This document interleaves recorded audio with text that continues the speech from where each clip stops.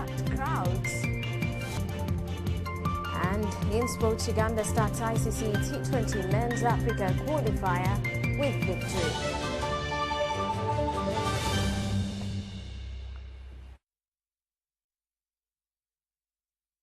Radio stations in Karamoja and Sabay regions respectively to strengthen the fight against female genital mutilation. Each region is to receive each radio station, which will expedite sensitization to the community about the dangers of the common FGM practice in the area.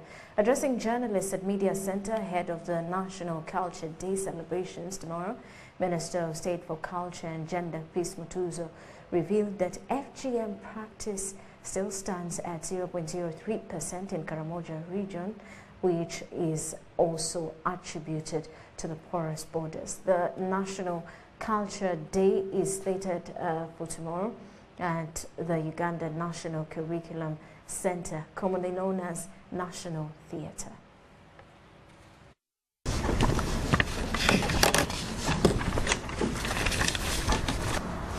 Every quarter, and in the recent past 2 months now, I've been meeting all cultural institutions to ensure that we go back to understand where we have come from, to appreciate where we are, but also acknowledge some of these practices. Last week, we were in Karamoja to understand why there was a sudden reoccurrence of FGM that we had almost reduced to 0.03%. And what we have established is that there was the porous border was one of the factors that was leading to these practices. So girls and the families, after realizing that it's too difficult to practice FGM in Uganda, ran to Kenya and practice it in now institutions like health facilities. So we have held meetings and we have created a board across the border that is constituted by both Uganda, Kenya, Somali, Ethiopia, to ensure that we curb the cross-border FGM reoccurrence.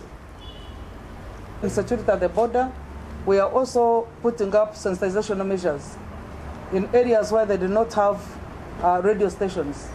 We are going to establish a radio station in some parts of Sebei and Karamoja, where the practices has been increasing, out of listening from radio stations that do not specifically target the end of FGM.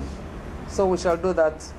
And we have held several meetings. We held one recently in Dar es Salaam, and we have created a board that is now working with the security, both police, the army, and even the markets, because those are part of the attractions, the shops, centers, schools within the cross-border areas, so that we have one message that goes across, but also the media, which is going to be the radios which are going to be hosted in Uganda, will support us to ensure that we end FGM. The United Nations Education, Science and Culture Organization, UNESCO, pronounced 21st May as World Culture Day.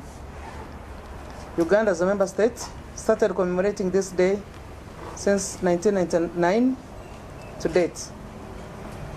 We therefore join the rest of the world to commemorate the World Culture Day on Tuesday, 21st of May, from 2017. And this year, we are under the theme, Uganda's Rich Cultural Diversity, Opportunity for Social Development. Uganda, Minister to Wuriremo, Uganda Broadcasting Corporation's Unseen Archives collection at the Ugandan Museum are gaining attention amongst the public, with the youth and the old all visiting to have a glance at the rare collection. We caught up with some visitors and they shared their views about the collection. former President Amini had gone to, visit different regions of the country. And actually, two photographs that I've seen here have actually taken me by surprise. And Senono, if I may, these two pictures here, I'll start with the first one here. Actually, this man here is my father, the late Priest Kijanangoma Christopher Paul. And also this man this man here who is holding the umbrella. There was always one specific person who used to hold the umbrella for the king whenever the king went. So this is the man. He died recently. He was called Prince Nyabongo Akiki. Actually, he came from the same village. And also, right here is the only surviving son of King Kasagama. Now, King Kasagama was the father of King Rukidi. So this was actually my father's uncle, and he is the only remaining child of the late King Kasagama. So this picture has actually, excited me in a way, because I didn't expect to find it here, but yeah, there it is. Congratulate UBC, University of Western Australia, University of Michigan and Makerere University for making this happen. This is a fantastically important archive. The history of Uganda is shown here. They've made scrupulous attempts to represent things fairly, and I think documenting history like this and making it publicly accessible is incredibly important. It's a great work. It's such an interesting thing seeing all this stuff, much of which we've been reading about, but in quite theoretical terms. So it's, I commend those who did the work. It's really gives you a picture of what was taking place.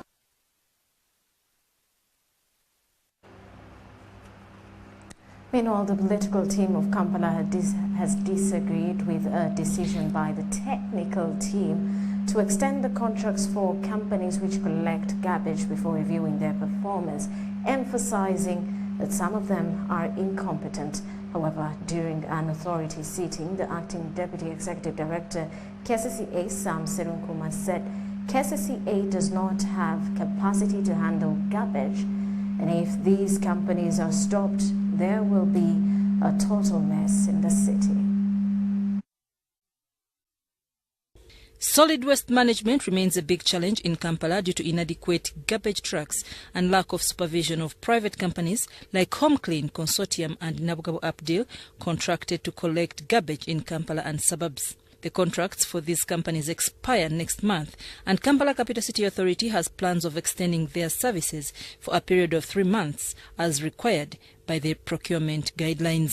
During an authority sitting, the chair, Lord Mayor Elias Lukwago, wondered if the contracts committee had not acted to this effect, emphasizing that some of these companies are incompetent. This matter was stood over until reports on performance of these contracts are reviewed. As they discussed the challenges of allocating stalls and lockups in Wandege and Wasafi markets attributed to leadership and management conflicts, there arose an issue of conflict in roles by KCCA and the Minister of Kampala, where the Minister for Kampala proposed to put up a committee to investigate the disputes in Wandege market. When they are passioning up the market, I have this. And I've got many reports that actually now our powers are being hijacked by other offices. The ministers put in place a committee.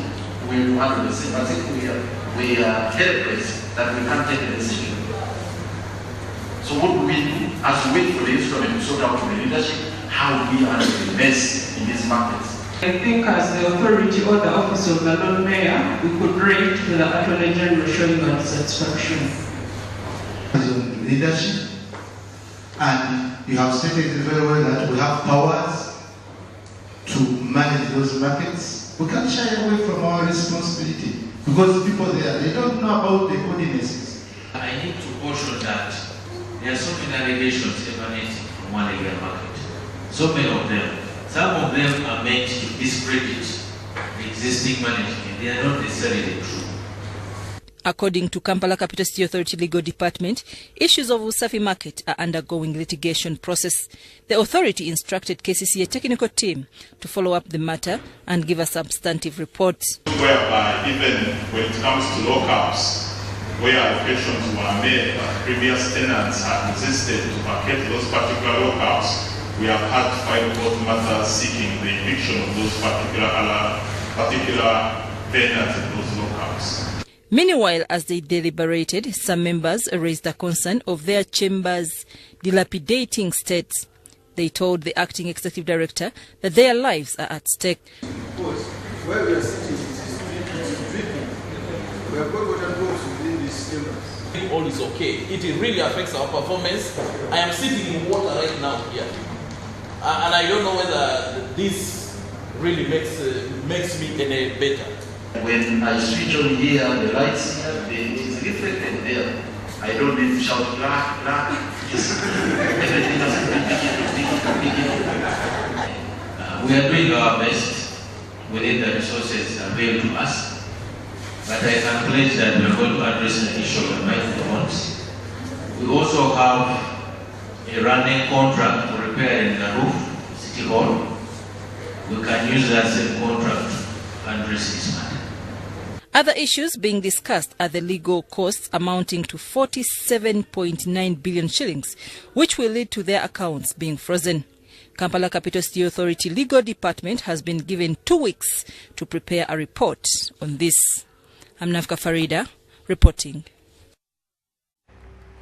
The head of African Union Mission in Somalia, AMISOM, Ambassador Francisco Matiera, and members of the senior leadership team have met to formulate ways of defeating the Al-Shabaab insurgents. The closed-door consultative meeting followed recent operational successes recorded against Al-Shabaab in the Lower Shabelle region.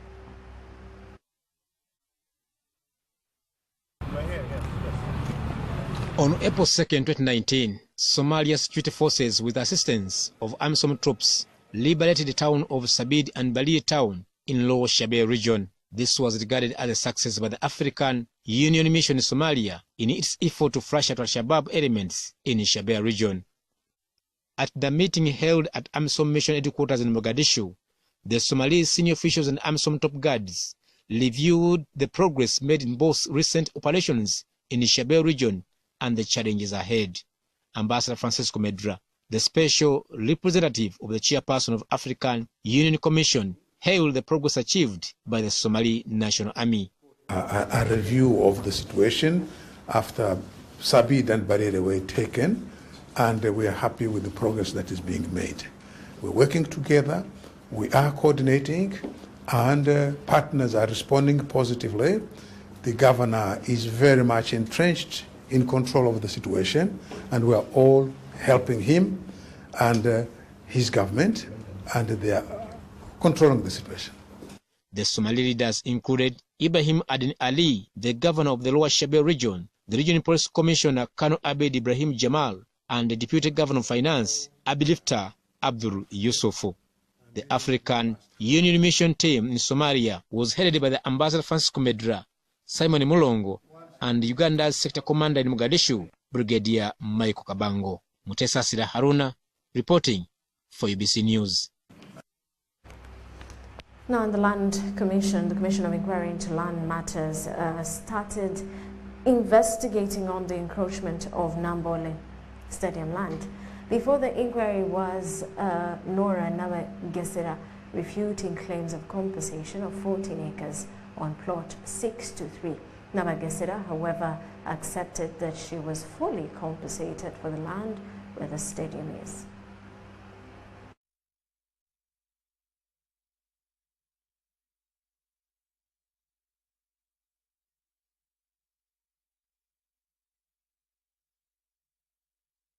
Only half of the land is being utilized. The contested land is registered in the names of the Uganda Land Commission. And it has been alleged how it has been parceled out to individuals claiming ownership. Government is said to have bought the land in 1991 and all titles amalgamated into one. Appearing before the land inquiry was Nora Navagesera dismissing allegations of payment on plot 263. Oweekitiibwa omulamuzi ebyo byenkugamba ge mazima nze ndi mukazi mukadde siyinza kulimba bwe baba nga bamusasula nze saakimanya engeri gye bamusasulamu. And from the way you look, you don't seem to be a very ignorant person. I don't see how your stepson would have done these things and you don't know. You look like a very up-to-date young lady. It has been alleged how Uganda Land Commission registered people on the title. According to information availed to the Commission, government compensated the family of Nora Nabagesera. However, following the acquisition, government paid compensation to both parties, namely James Nsubuga, the administrator of the estate of the late Kerespo Chitaka, and the departed Asians Properties Custodian Board as managers of the departed Asians Properties. Thus, the land became the property of the Uganda government. This would suggest that actually government paid money to your family for this very plot of land through James Nsubuga. Nora Nabagesera reported this matter to the High Court, which has executed a judgment with a decree to cancel the names of the Uganda Land Commission. This is a commission of inquiry. We are inquiring, investigating, and interrogating matters that are before us. We are not handling a matter in court where the lawyer says this and the other lawyer says that, and then the lawyer. All we are trying to do is really guide and say this is how things are done. Normally, government set up commissions of inquiry when things have gone badly wrong. Commissions of inquiry are not set up to just be alternatives to a court where lawyers come and argue.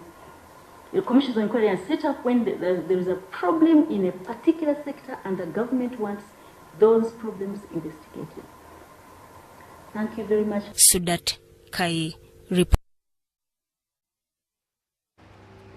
The Ministry of Agriculture and Marine Industries and Fisheries boasts of having achieved 70% of their mandate as spelled out in the 2016-2021 NRM Manifesto. The Sector Minister, Vincent Bamulanga Chisempija, today addressed the nation on their progress at the office of the Prime Minister in Kampala. The 2014 population and housing census figures indicated that close to 80% of the households in the country are involved in agriculture. According to the Ministry of Agriculture, the sector contribution to the national economy remains strong, with its exports valued at $1.7 billion, representing a growth of 30.5% in the last 3 financial years. In the same period, crops like maize, beans, coffee, cotton, tea and oil palm, alongside fruits and vegetables, dairy products and fish exports have fetched government $1,629 million, with coffee bringing in the biggest share of $492 million. And the export volumes at 4.5 million bags. Maybe we would have exported everything by now. The increase in exports is attributed to the long-standing replanting program that has been ongoing over the last 10 years to replace the stock lost to coffee wilt disease, and the national plan to increase production from that time of 4 million to 20 million bags by year 2025. With such exports, according to the minister, it's not guaranteed that Uganda is now food secure, but is quick to provide strategies led by his ministry to stop hunger in the country. But for us, we want to get these farmers who produce to store their products so that they don't hurry to sell from field to dryer to store in the area. Then the other market trends will follow after that. And of course, therefore, government is able to have a source of where to buy the maize if it needs to take it to Karamoja or to some other parts where. On Midom and Huchit farmers, the Permanent Secretary, Minister of Agriculture, Pius Wakabi, says government has laid strategies to ensure farmers control their prices in the next financial year. Government from the coming financial year is paying special attention into agro-processing, whereby we attach a factory processing at each and every farmer group. Like that, the farmers are going to be in charge of the prices because they will be assured of the market for their products. And then there won't be a need for the middleman in between there. For example, even in the horticulture, he has been explaining right now, we are again putting those farmers into groups to organize them and also link them directly to the market outside there, provided all these linkages in between have been sorted out. So the question to the middlemen is provide a reliable market and have the farmers organize. As the sector looks ahead to implement its mandate in the remaining 2 years, the ministry decries inadequate funding and staffing gaps, hindering its smooth operations. And 3, under research, the inability to effectively retain highly trained and specialized staff due to low remuneration coupled with inadequate staffing levels to address the continuously changing research landscape. I have in the ministry 308 researchers well qualified whom I cannot employ, and they are being stolen by others. Despite the challenges, according to the minister, the sector has been on track in implementing the 2016 NRA manifesto, whose objective is taking Uganda to modernity through job creation and inclusive development. Bernard Iga, UBC TV, in Kampala. And with that, to take a quick break, we return with more details. You're watching News Tonight. Every dream has a challenging journey. Ours began in 1998 with a mission to drive the development of a robust communications sector in Uganda. We created structures to champion the dream. We've evolved, made discoveries, supported great minds, empowered Ugandans, and fostered a vibrant culture, enabling communication for all. Down the years, we've created memories and networks, uniting generations and building great partnerships. Together, we can go even further. UCC, celebrating 20 years of achievements.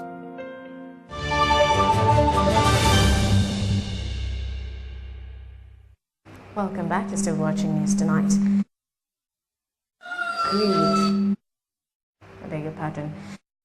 Have been asked to improve on the quality of products to enable them compete on the international stage. This was communicated by Dr. Chach Bachwa, who represented the President, Uganda Chamber of Commerce and Industry, during the summit on business to business personnel between Uganda and South Africa at Sheraton Hotel, Kampala.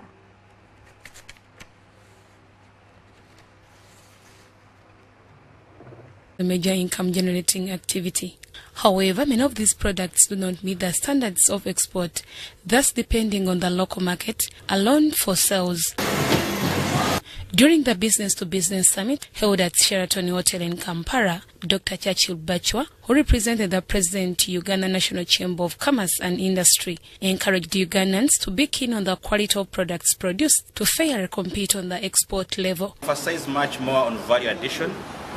That's key to us, and most important is that if we're going to compete with other countries, we ensure that we produce quality.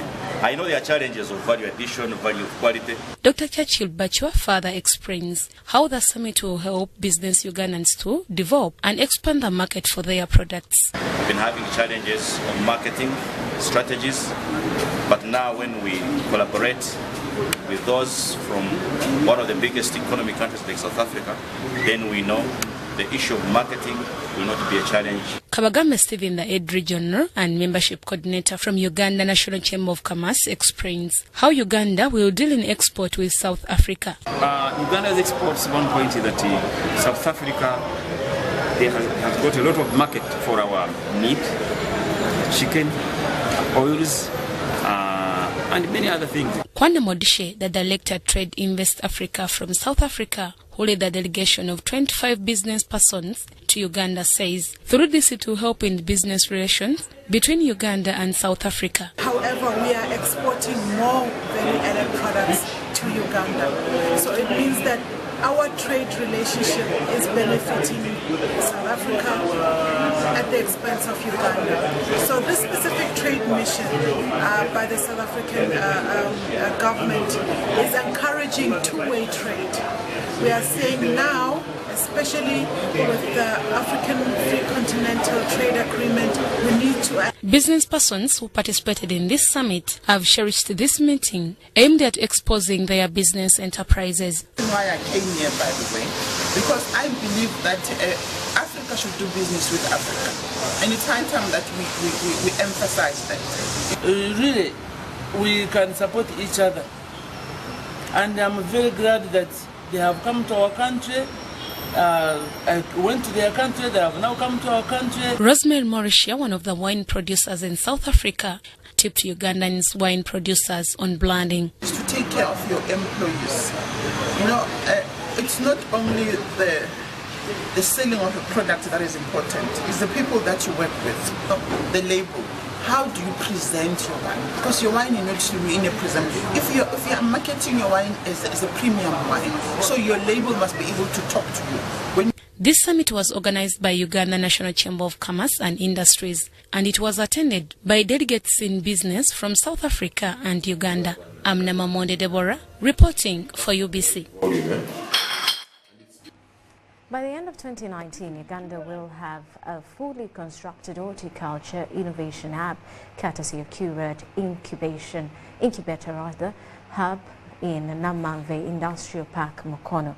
The managing director, QRAD, Apollo Segawa, during the groundbreaking ceremony said that he is convinced that building a single collective hub where innovators in the horticulture business can converge and incubate their ideas is better than funding them individually. Let's take a look. This is Churad, okay? Can we say Churad? Through a public-private partnership, the Horticulture Incubation Hub, whose construction has commenced, is to host over 13 agribusiness innovators to grow their ideas into tangible products and solutions. What we're going to bring today is the Churad Horticulture Agri-Park, which is going to support the young people, the farmers who produce horticulture products, and the entrepreneurs who value add horticulture products. They now have a home where they can start off their enterprises. QRAD, an incubation hub, has recently sponsored innovators in agribusiness to bring to life their innovative ideas. However, the numerous innovators sponsored on separate locations have not benefited much, as landlords tend to hike rent fares upon slight realization of growth in the innovations, rendering the businesses commercially unviable and less attractive for the innovators to pursue further. The capital required to get an innovator to set up a facility that can get a UNB certification, have the right equipment and the technical support will be a bare minimum of about between 30 and 50 million.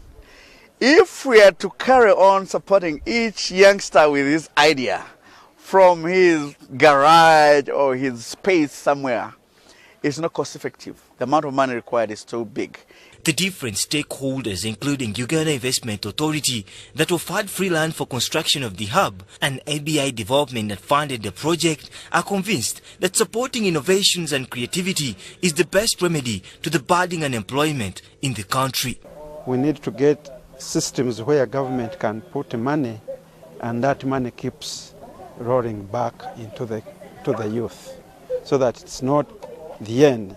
And that's what we are trying to do at Churad. And what we need to see out of this is the creation of opportunities for youth, especially young ladies as well, who are creative in agribusiness enterprises. In August 2015, Virgin ranked Uganda #1 entrepreneur country in the world with 28% entrepreneur rate. Ironically, the business failure rate in Uganda staggers towards 50%, meaning that for every 2 businesses started up in Uganda, 1 doesn't live to see its first anniversary. Business incubation is currently gaining favor as a more sustainable business development model in Uganda. David Matovu for UBC in Namamve Industrial Park.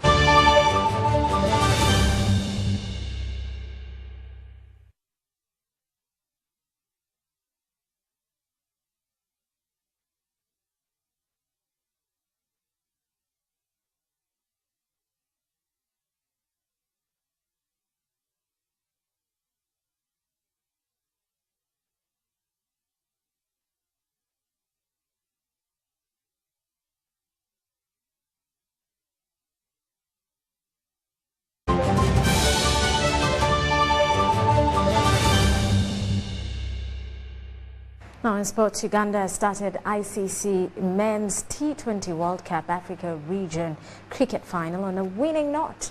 The hosts edged Botswana by 52 runs in a game watched by a fair crowd at the Gogo Oval.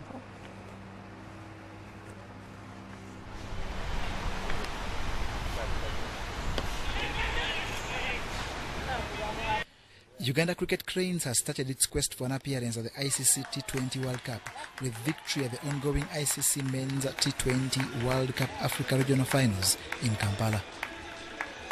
The hosts, playing in yellow, beat Botswana by 52 runs, with Andrew Otwani scoring 44 runs, Ham Kayondo 30 and Riyazat Shah 24. But although Uganda won, it wasn't easy because when Botswana won the toss and opted to field, they started well, taking 2 wickets in the first 3 overs. This led to a few murmurs amongst the fans, including veteran cricket player Samuel Lusimbi, who appreciates the quality but advises how best to harness talent. I think the standard has gone up a bit, mainly because all over the world the game changes, and the game, almost all the games, they get much better. The training is much better, more scientific training, more competition, and so on and so forth. So I think the standard is slightly high. But when we go up, all other countries also go up. So don't forget that. Don't forget that our game goes up and then other countries go down. No, they also go up. That's why sometimes it's very difficult for us to break through. But I think once at one stage we will break through.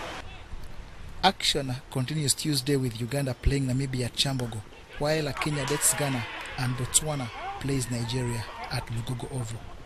John Ban, Sentamo, reporting. It's the HIV and AIDS scourge among men and women. Uganda Boxing Federation is spearheading a campaign under the theme Box HIV Out of Uganda.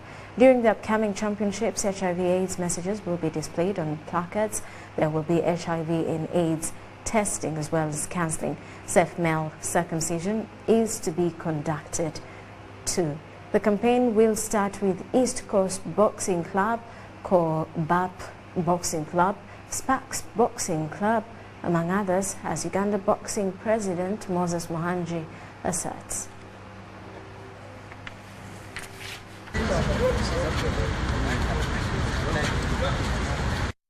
Alright, so we've been testing boxers every time there's a championship, and out of the so many, maybe 100 boxers, 600 boxers, you find like maybe 2 of them have HIV, who are later referred to care and the rest of the other programs. So that shows you that the level of HIV within the active boxers is low. But again, we need also teach them to stay negative. Much as you're negative, you must stay negative. You must know how to live negative, so you don't get because you might be negative today and tomorrow you're positive. So either way, the campaign keeps on going. But also, we are using boxing as a platform to target the rest of the population. Because once you have a championship, we'll have so many people coming to watch boxing, thousands of people. Now, we use that platform to communicate to them, which would have been harder if we went to the gators and says, you come and we talk about HIV. So boxing becomes the catch point. They come to watch boxing, then we talk to them. So that's how the programming is moving. This was deadly because the boxing match was between HIV and Africa. If you like me, you will recall people close to you that have been victims of the early round of this match. You may recall friends, relatives, politicians, teachers. Many people were lost in that early round. As somebody who's been part of this effort for many years, I can see that the tide of the match has changed. And Africa is beginning to box HIV really hard. And this is because Africa has learnt a few tricks.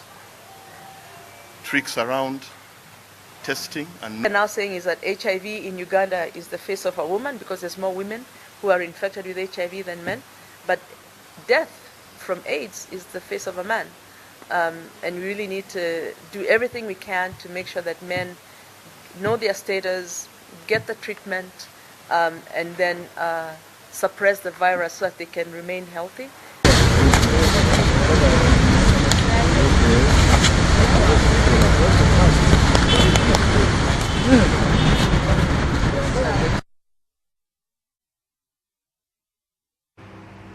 Meanwhile, National Enterprise Corporation NEC FC has earned a spot in Kampala Region Football League. NEC FC beat Kasokoso Farmers in the Nakawa 4th Division at Luzira.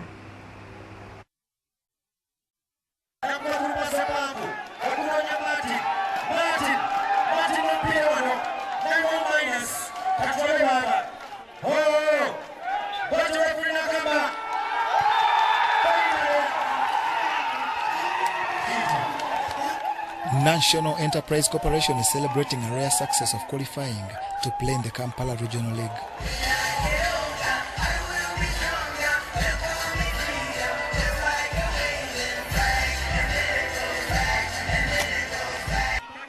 Playing in the green jersey, National Enterprise Corporation needed goals from Moses Kizito and Martin Luboa to edge Kasokoso Farmers by 2-1 in the Nakawa 4th Division final at the Dove Stadium in Luzira.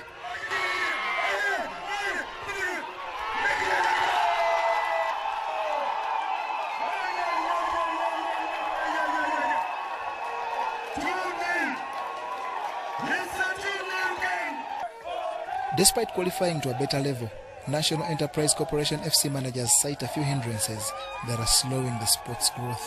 Organizers of these teams need to put more efforts on professionalism, need to look for referees who are professional, who should judge the game. These teams, most of them don't have playgrounds, and it's one of the challenges which even the organizers of the tournaments are facing. National Enterprise Corporation is the business affiliate of Uganda People's Defense Forces. John Barnes, Sentinel, reporting.